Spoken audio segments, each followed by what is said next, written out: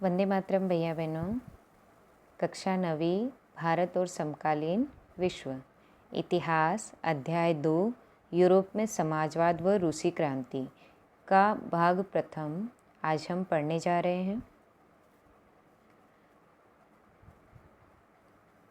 7 महाद्वीपों में से एक है यूरोप। आप अपने मोबाइल स्क्रीन पे देख सकते हैं संसार में 7 महाद्वीप और इन्हीं में से एक है यूरोप, जो कि एशिया के पश्चिम एवं अफ्रीका के उत्तर में स्थित है।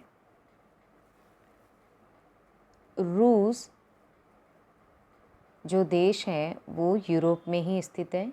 रूस क्षेत्रफल और आबादी दोनों में ही सबसे बड़ा देश माना जाता है। ये तो थी यूरोप और यूरोप के सबसे बड़े देश रूस की एक सामान्य सी जानकारी, जिसके बारे में हम आगे इस अध्याय में पढ़ेंगे और यहाँ पर किस प्रकार क्रांतियाँ हुई, इन सभी के बारे में हम जानकारी प्राप्त करेंगे। फ्रांसीसी क्रांति के बाद पूरे यूरोप में स्वतंत्रता के विचार फैलने लगे। भारत में भी राजा राम मोहन राय और डेरिजियो ने फ्रांसीसी क्रांति के महत्व का उल्लेख किया।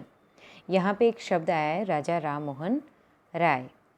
राजा राम मोहन राय को भारतीय पुनर्जागरण का अग्रदूत और आधुनिक भारत का जनक कहा जाता है और इन्हें ब्रह्म समाज के संस्थापक भी कहा जाता है। आगे देखेंगे, जैसे फ्रांस में लोग श्रेणी में बटे हुए थे, वैसे ही यूरोप में भी समाज 3 वर्गों में बटा हुआ था।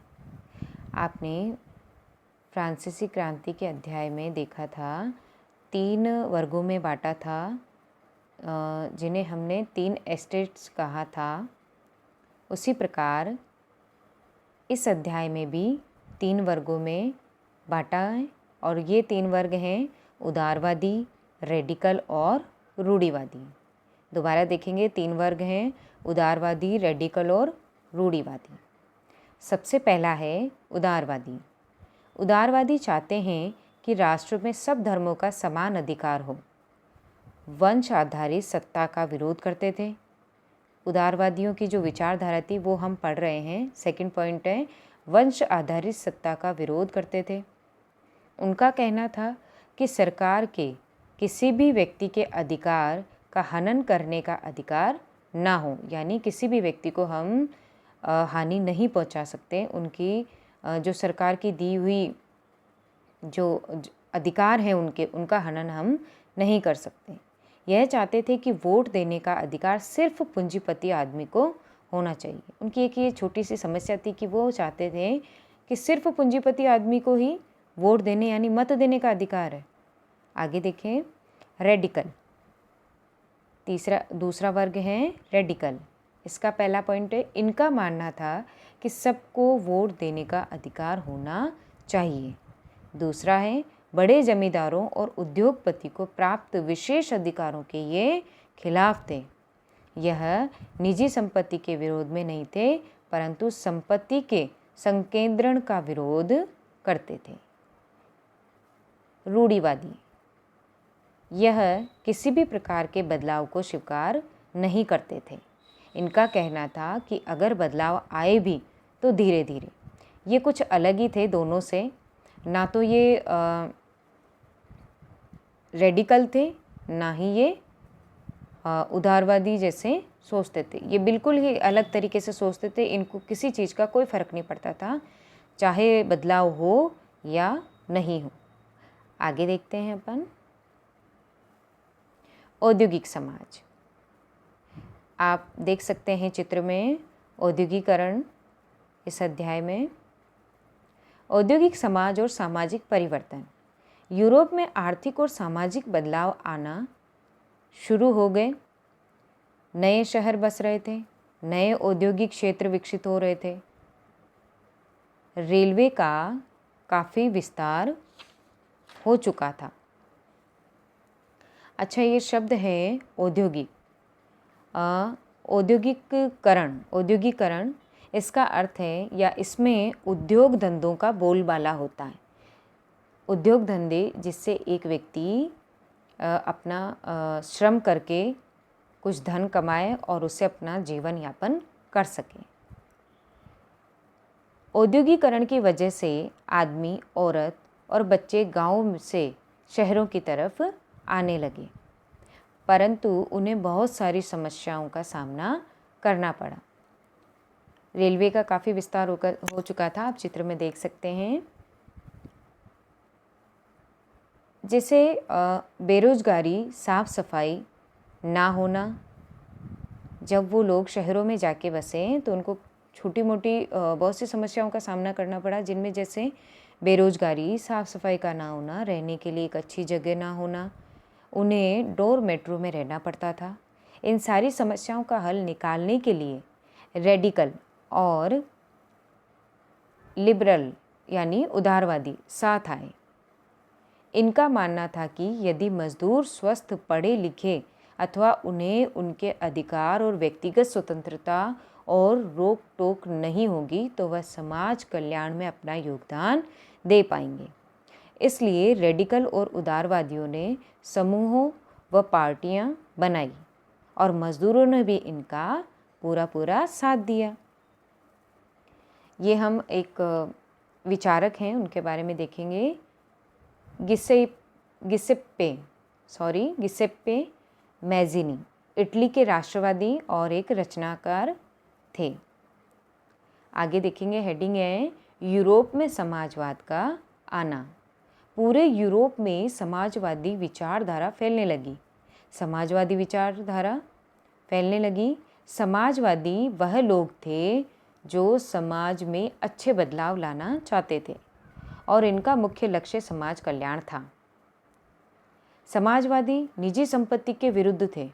उनका मानना था कि निजी संपत्ति से सिर्फ संपत्ति के मालिक को ही फायदा होता है और वह उन लोगों के बारे में नहीं सोचते थे जो उस संपत्ति का उत्पादनशील बनाते हैं। निजी संपत्ति नहीं तो क्या, ये प्रश्न अगर हम देखेंगे तो निजी संपत्ति नहीं तो क्या, तो सामूहिक उद्यम, लोगों का वह समूह जो मिलकर चीज़ें बनाते थे और मुनाफे को प्रत्येक सदस्य द्वारा किए गए काम के हिसाब से आपस में बांट लेते थे। दोबारा देखेंगे, सामूहिक उद्यम किसे कहते हैं? जैसे लोगों का वह समूह जो मिलकर चीज़ें बनाते थे और मुनाफे को प्रत्येक सदस्य द्वारा किए गए काम के हिसाब से आपस में बांट लेते थे।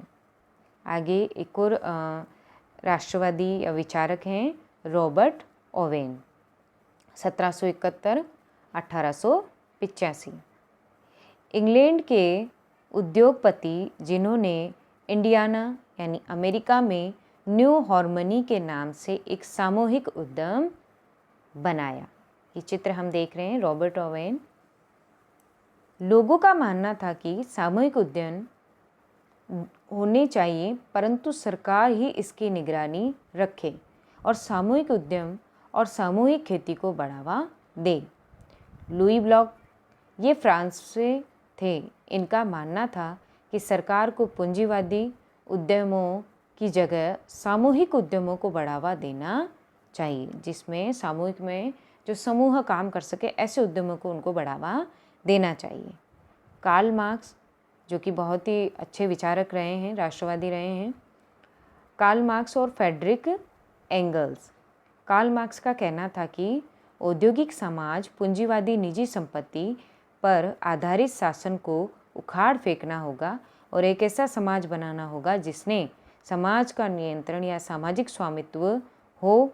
ऐसे समाज को साम्यवादी कम्युनिस्ट का नाम दिया। यानी उन्होंने इस समाज को और ऐसे समाज को किस नाम से पुकारा? साम्यवादी कम्युनिस्ट का नाम दिया। समाजवाद के लिए समर्थन, अगली हेडिंग है अपनी, समाजवाद के लिए समर्थन। 1870 आते आते समाजवाद पूरे यूरोप में फैल चुका था और समाजवादियों ने अंतर्राष्ट्रीय संस्था का निर्माण किया जिसका नाम था द्वितीय इंटरनेशनल। इंग्लैंड और जर्मनी के मज़दूरों ने अपने लिए संगठन बनाना शुरू कर दिए, जिनका मुख्य उद्देश्य काम के घंटों को कम करवाना, वोट के अधिकार के लिए आवाज़ उठाना। इनका एक ही लक्ष्य माना कि वोट के अधिकार के लिए आवाज़ उठाना और काम के जो श्रम का जो समय है उसको कम करवाना। जर्मनी के मजदूर संगठन SDP डेमोक्रेटिक पार्टी का सपोर्ट करते थे और उन्हें चुनाव में सीटें दिलवाने का प्रयत्न करते थे। 1905 में ब्रिटेन में भी लेबर पार्टी के नाम से एक पार्टी बनी और फ्रांस में भी सोशलिस्ट पार्टी के नाम से एक पार्टी बनी। 1914 तक की यूरोपीय समाज में समाजवादी कहीं भी सरकार बनाने में सफल रहे, परंतु समाजवाद के बहुत प्रतिनिधि जीत रहे थे जिन्होंने अच्छे कानून बनाए, परंतु सरकार में रेडिकल रूढ़िवादियों उदारवादियों का ही दबदबा। इस अध्याय में हमने महत्वपूर्ण बातों को ही देखा है। जो मोस्ट था वो मैंने आपको इस अध्याय में बताया है। अगला हम द्वितीय पार्ट यानी भाग 2 में पढ़ेंगे।